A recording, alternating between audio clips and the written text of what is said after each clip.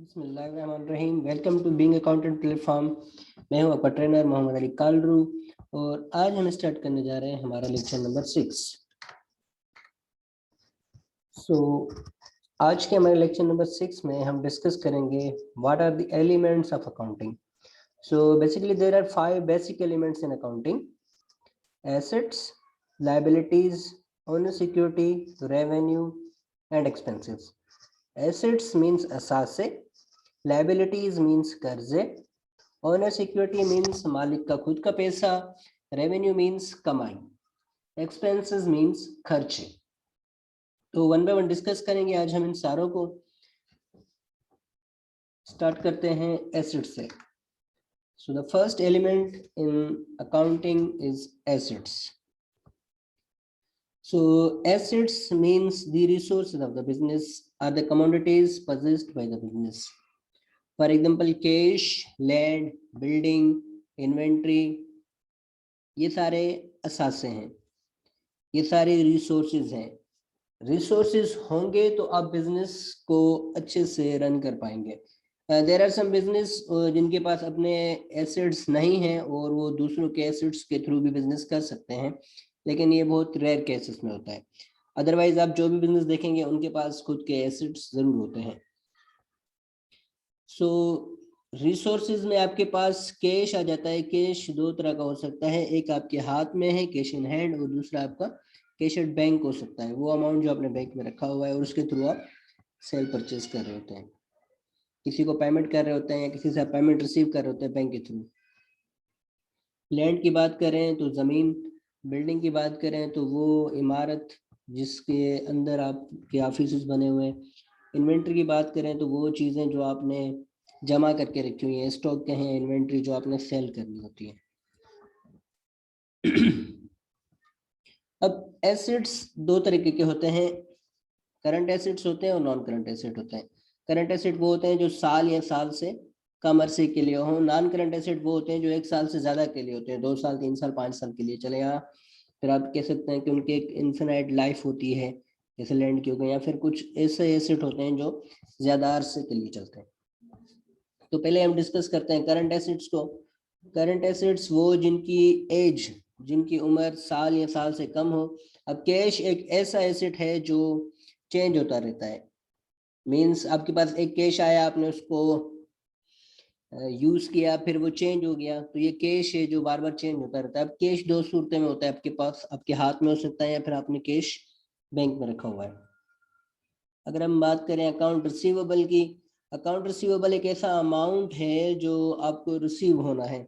आपने किसी को सेल किए उधार पे और वो कुछ टाइम के बाद वो पैसे आपको देगा, तो आप इसको अकाउंट रिसीवेबल कहेंगे। अब हम बात करते हैं नोट्स रिसीवेबल की। नोट्स रिसीवेबल भी अकाउंट रिसीवेबल के जैसे ही है, लेकिन ये रिटन फॉर्म में होता है। अकाउंट रिसीवेबल रिटन फॉर्म में नहीं होता है, वो एक आप ऐसे कह सकते हैं ट्रस्ट बेस हो सकता है। लेकिन नोट्स रिसीवेबल में आप क्या करते हैं, नोट्स बना के देते हैं, आप लिखत में कर लेते हैं, कोई चीज लिख लेते हैं। अब मार्केटेबल सिक्योरिटी का मतलब है कि ऐसी सिक्योरिटी जो मार्केट में आप इंस्टेंटली जाके सेल परचेज कर सकते हैं, जैसे कि आपके शेयर्स हो गए, बॉन्ड्स हो गए, तो ये भी आपके एसेट्स में काउंट होंगे, असासों में काउंट होंगे। सप्लाईज, सप्लाईज का मतलब है वो चीजें जो आप बिजनेस के अंदर यूज कर रहे हैं। प्रीपेड रेंट, प्रीपेड रेंट का मतलब है प्रीपेड वर्ड है एडवांस में अदा किया हुआ। अब प्रीपेड रेंट हो सकता है या प्रीपेड इंश्योरेंस भी हो सकती है जो आपने एडवांस में पे किया हुआ है, तो ये आपके लिए एसेट है, क्योंकि जब तक वो एक्सपायर नहीं हो जाता है आप वो आपसे रिटर्न भी कर सकते हैं। फॉर एग्जांपल, एक बिजनेस है और उसने 5 महीने का रेंट पे कर दिया है 10,000 रुपए के हिसाब से, जिसकी वो जगह है। फॉर एग्जांपल 50,000 आपने पे किया जनवरी में, तो अब वो सारा का सारा रेंट एक्सपायर नहीं हुआ है जब तक ये 5 महीने का टाइम पूरा नहीं हो जाता। फॉर एग्जाम्पल 1 महीना कंप्लीट हुआ, जनवरी का रेंट एक्सपायर हो गया 10,000, तो अभी भी उसकी तरफ 40,000 रुपए हैं।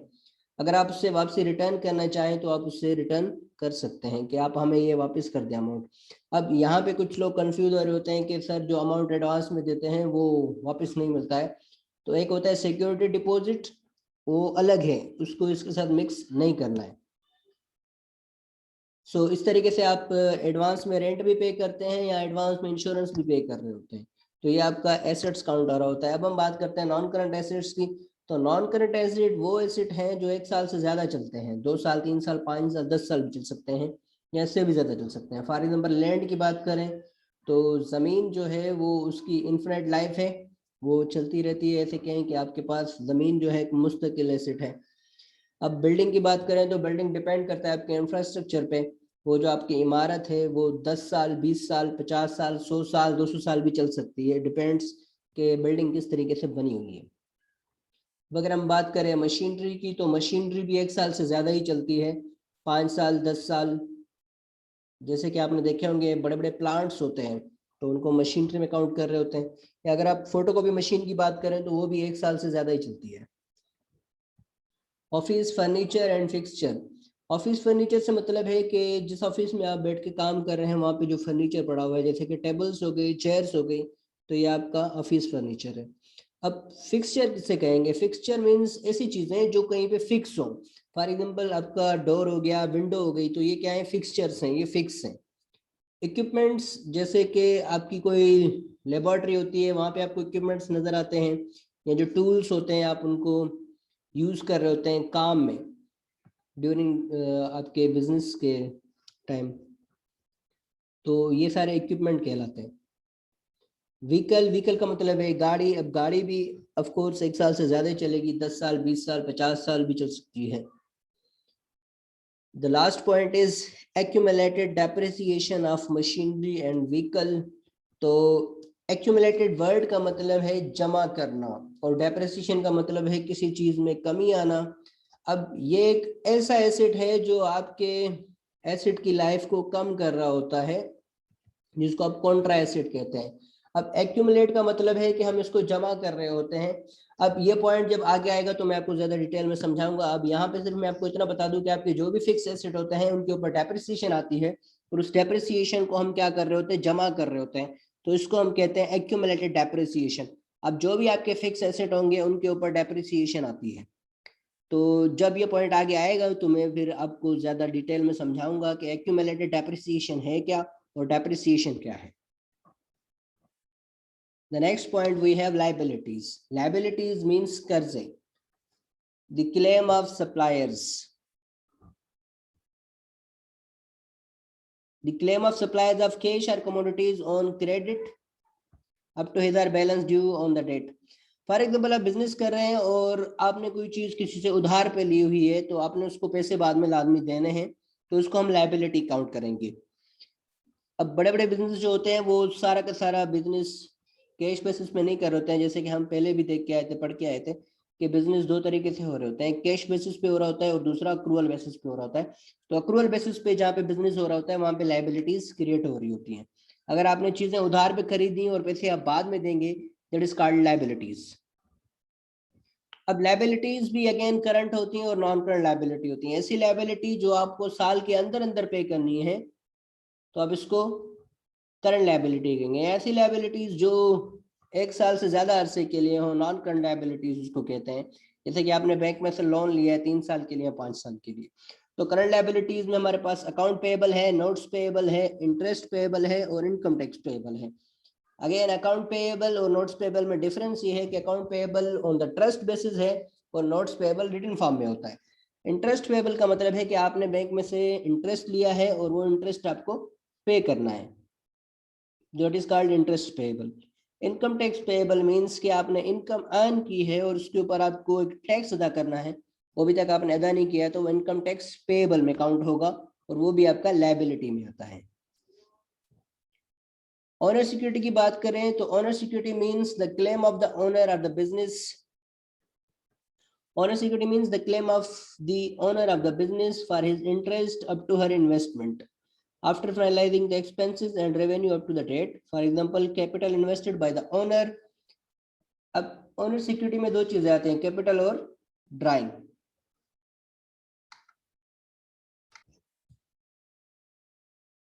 जी हम बात कर रहे थे कि ओनर सिक्योरिटी मींस मालिक का पैसा और वो अमाउंट जो ओनर बिजनेस में लगाता है, हम उसको ओनर सिक्योरिटी कहते हैं। अब अमाउंट भी हो सकता है, चीजें भी हो सकती हैं। वो जो बिजनेस को स्टार्ट करने के लिए ओनर लेके आता है, सोर्सेज, जो रिसोर्सेज लेके आता है, उसको हम ओनर सिक्योरिटी कहते हैं। अब कैश भी ला सकता है, बिल्डिंग भी ला सकता है, लैंड भी ला सकता है। अब उसके पास ऑलरेडी एक बिल्डिंग थी या कोई व्हीकल थी, वो उसने बिजनेस के लिए लगा दी और कहा कि भाई इसके थ्रू मैंने बिजनेस करना है, तो वो अब बिजनेस का पार्ट हो जाएंगी। अब वो जो चीजें लेके आता है हम उसको कैपिटल कहते हैं। अब कैपिटल इनिशियली भी ला सकता है, बिजनेस के बीच में भी ला सकता है, बाद में भी ला सकता है, कैपिटल किसी भी डेट पे वो ला सकता है। तो ओनर सिक्योरिटी में दो चीजें होती हैं, कैपिटल और ड्राइंग। कैपिटल जैसे कि मैंने कहा वो जो बिजनेस में लेके आए, और ड्राइंग का मतलब है जब ओनर अपने जाती मुफाद के लिए बिजनेस में से चीजें उठाए या पैसे उठाए, तो हम उसको ड्राइंग कहते हैं।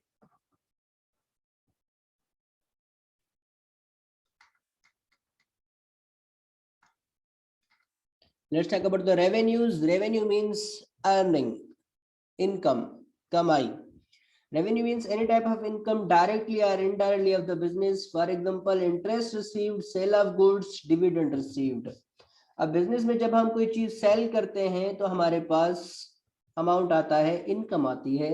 या अगर बिजनेस कोई सर्विस ऑफर कर रहा है तो भी उसके पास इनकम आती है। अब यहाँ पे लिखा हुआ है इंटरेस्ट रिसीव। अगर बिजनेस के पास अमाउंट है और उसने वो अमाउंट बैंक में रखा है और उस बैंक की तरफ से उसको उस अमाउंट के ऊपर अमाउंट मिल रहा है, इंटरेस्ट मिल रहा है, तो इसको इंटरेस्ट रिसीव कहेंगे।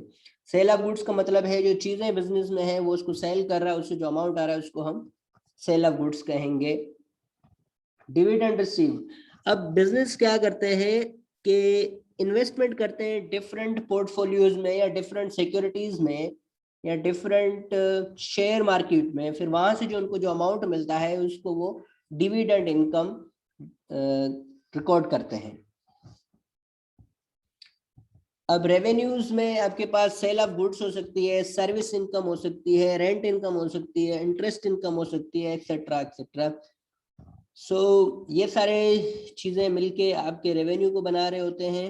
अगर आप कोई चीज सेल कर रहे हैं तो आपके पास अमाउंट आएगा, या अगर आप कोई सर्विस ऑफर कर रहे हैं तो आपके पास इनकम आएगी, या फिर आपके पास कोई जगह है, कोई बिल्डिंग है या कोई गाड़ी है वो आपने रेंट पे दी हुई है तो उससे आपको रेंट इनकम आएगी, या फिर आपके पास अमाउंट है जो आपने बैंक में रखा हुआ है तो उससे भी आपको इंटरेस्ट इनकम मिलेगी। Let's talk about the expenses. Expenses means खर्चे। Expenses means any type of expense directly or indirectly of the business. For example, rent expense है, salary expense है, और भी बहुत सारे expenses हो सकते हैं। अब ऐसे खर्चे जो हम डेली बेसिस पे कर रहे होते हैं बिजनेस को रन करने के लिए, तो हम उनको एक्सपेंसेस काउंट कर रहे होते हैं। फॉर एग्जाम्पल, आप रेंट पे कर रहे हैं या आपके पास जो लोग काम कर रहे हैं आप उनको सैलरी पे कर रहे हैं, तो आप इनको सैलरी एक्सपेंस कहेंगे। लेट्स सी एक्सपेंसेस कौन कौन से हो सकते हैं। रेंट एक्सपेंस हो सकता है, आपके पास जगह है आप उसके लिए पैसे पे कर रहे हैं, that is called rent expense. Utility expense. Utility expense means वो जो आप हर महीने पे कर रहे हैं, जैसे कि इलेक्ट्रिसिटी का बिल हो गया, पीटीसीएल का बिल हो गया, राइट, और स्विगेस का बिल हो गया। अगर आपके पास ये तीनों चीजें हैं और आप इसको पे करते हैं, या पीटीसीएल का बिल हो गया, तो ये सारी यूटिलिटीज में आ जाते हैं।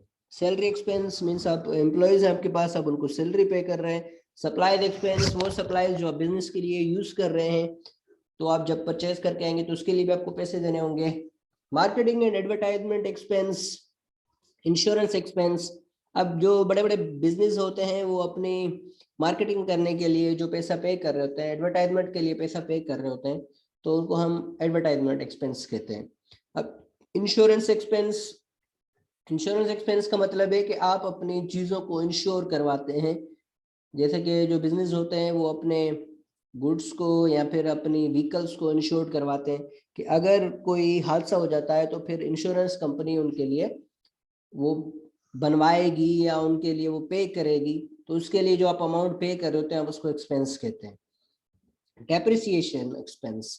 डेप्रिसिएशन एक्सपेंस का मतलब है चीजों की वैल्यू में कमी आना। अब फॉर एग्जांपल आपने एक मशीनरी खरीदी है और उस मशीनरी की वैल्यू है 50,000। अब एक ही साल में आप उसको माइनस नहीं करेंगे, अब आप क्या करेंगे, हर साल उसकी वैल्यू में जो कमी आ रही है आप उसको रिकॉर्ड करेंगे एज ए डेप्रिसिएशन एक्सपेंस। क्या होगा अगर आप 50,000 के 50,000 एक ही पीरियड में माइनस कर देंगे? तो इस तरीके से अगर आप 50,000 ही आप एक ही पीरियड में से माइनस कर देंगे तो यहाँ पे आपके जो अकाउंटिंग के कुछ रूल्स हैं वो वायलेट हो रहे हैं, और अब की जो अकाउंटिंग है वो आप सही नहीं कर रहे हैं। फॉर एग्जाम्पल मैचिंग प्रिंसिपल यहाँ पे वायलेट हो रहा है। तो ये सारे एक्सपेंसेस हैं। आई होप कि आपको समझ में आए होंगे। So that is about the lecture. अगर आपको कोई भी सवाल हो तो आप कमेंट सेक्शन में पूछ सकते हैं। That is the end of lecture. Thank you so much.